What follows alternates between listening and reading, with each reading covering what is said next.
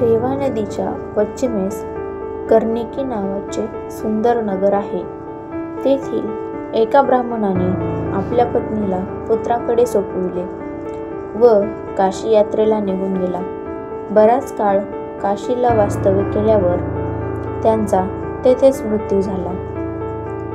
तर त्यांच्या पत्नीची अंतिम इच्छा ही आपण या व्हिडिओमध्ये बघणार आहोत. नमस्कार, मी कल्पना आपल्या यूट्यूब चॅनलवरती तुमचे स्वागत करत आहे. तुम्ही आपल्या चॅनलवर नवीन असाल तर चॅनलला सबस्क्राईब करा, लाईक आणि शेअर करा. तर चला पाहूया आपण एका पतिव्रतेची अंतिम इच्छा. कालंजर नावाच्या पर्वतावर भगवान महेश्वर लिंगरूपाने सदैव स्थिर आहेत. तेथे नीलकंठ नावाचे तीर्थ आहे. या तीर्थात स्नान केल्याने तन व मन दोन्हीही शुद्ध होतात. तेथे रेवा नदी आहे. तिच्या तटावर अनेक शिवलिंग आहेत. तेथे भक्ती मुक्ती नावाचे एक प्रधान शिवलिंग आहे.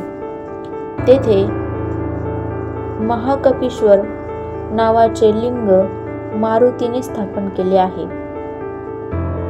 रेवा नदीच्या पश्चिमेस कर्णिकी नावाचे सुंदर नगर आहे. तेथील एका ब्राह्मणाने आपल्या पत्नीला पुत्राकडे सोपविले व काशी यात्रेला निघून गेला. बराच काळ काशीला वास्तव्य केल्यावर त्यांचा तेथेच मृत्यू झाला. हे वृत्त कळताच मुलाने श्राद्धादी कर्मे केली. मातेने आपल्या मुलांना धीर दिला.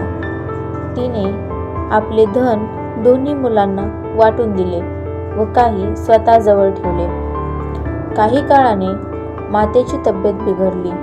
मोठ्या मुलाने विचारले, आई, तुझी काय इच्छा आहे ते सांग, मी पूर्ण करतो.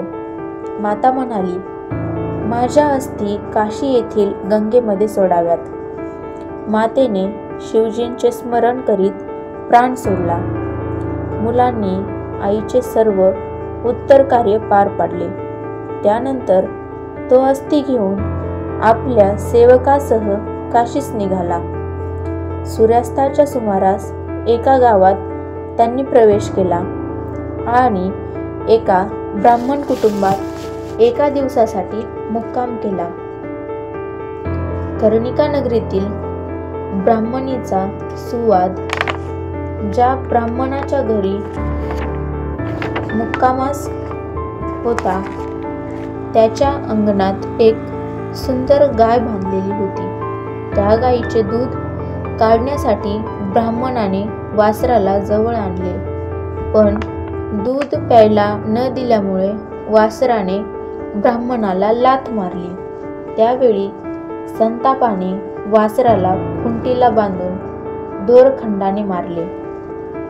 गाय हंबरू लागली व तिच्या डोळ्यातून अश्रू ओघळू लागले.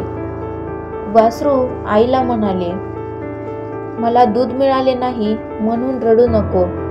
हे आपण पूर्वजन्मीचे फळ भोगत आहोत. आपण हसत हसत कर्म करतो, पण त्याची फळे रडत रडत भोगावी लागतात.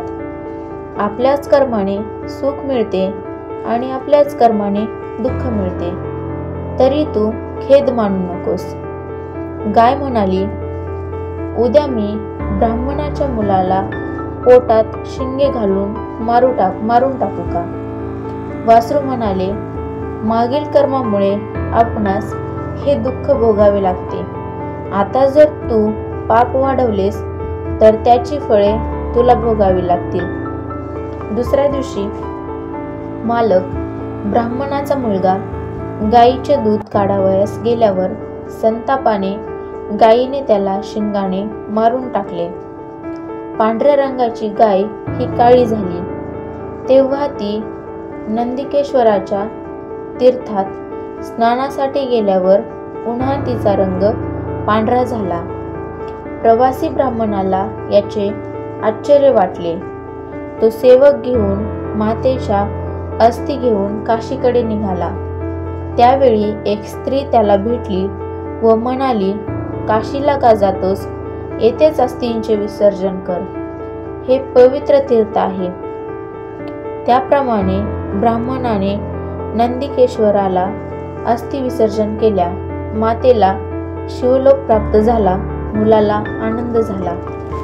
अशा पद्धतीने त्या पतिव्रतेची अंतिम इच्छा पूर्ण झाली.